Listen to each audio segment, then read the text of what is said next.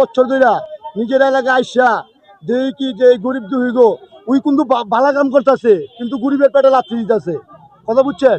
গরিবের পেটে খামাখা লাথি দিতেছে। খামাখা আমরা সামনে আয়া কয় কি বিএমপি করছেন, আঙ্গ উড়াই দিতেছেন, আঙ্গ ডাক দিবেন না কোনো সময়, কোনো সময় বলে ডাক দিবেন না। এই যে আঙ্গ পেটে লাথি দিয়ে দিতেছেন, আমরা কই যাবো? আইলেই মনে করেন সকালবেলা ঘুমে তুলে আইলাম, আয়া কয় বাবা আমরা কই বমু। বাবা আমাকে কি এটা জোর আছে এনে যে বহনে অনেক জোর আছে আমার ফারুক মিয়া, উজালা ফারুক মিয়ার তহনে বুঝছেন। উজালা ফারুক মিয়া যদি ইচ্ছা করে যে এই গরিব মানুষগো বহাইতে পারে, কথা বুঝছেন? হ্যাঁ, ইচ্ছা করেই মনে করেন যে আন্না টান্না লাগাই দিছে, কথা বুঝছেন।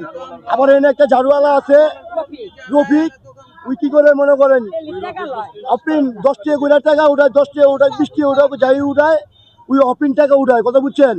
অপিন টাকা উঠাইয়া ওই মনে করেন যে মানুষের কাছে বুঝায় যে আমরা জানি চাঁদাবাজি করি, অপিন টাকাটা উঠায়, এই যে রাস্তার টাকাটা ঝাড়ুর টাকাটা অপিন উঠায়। আর কিছু হইলেই মনে করেন যে এই বন্ধ কর, দোকানপাট বন্ধ কর, দোকানপাট হইব না, অমুক জন আইতেছে তুমুক জন আইতেছে। আসলে কিন্তু কেউ আইতেছে না, উই এডি করতেছে, কথা বুঝছেন।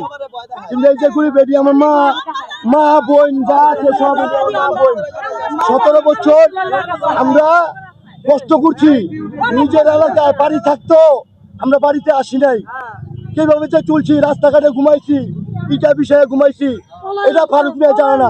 ফারুক মিয়ায় মনে করেন যে আওয়ামী লীগের লোকের বেলেন্সটা চলছে, ওরা কেউ কিছু আজ পর্যন্ত কিছু বলে নাই। ওই কেন লেগে এই গরিব মানুষ ই করে আমরা সকালবেলা আই যে সকালবেলা আমরা আয়া কইতাছে যে বাবা আমরা কই বমু, আমরা কই যাই আমার বক্তব্য শেষ করলাম। জিয়ার শোনেক, তারেক জিয়ার বাপ হইল তারেক জিয়া, যেহেতু আল্লাহ তাআলা ওরে প্রধানমন্ত্রী বানাইছে, ঠিক আছে। এই প্রধানমন্ত্রী যদি আমি একটু তাকায়, এই গরিব দুঃখী যা আছে সবাই করে খাইতে হবে।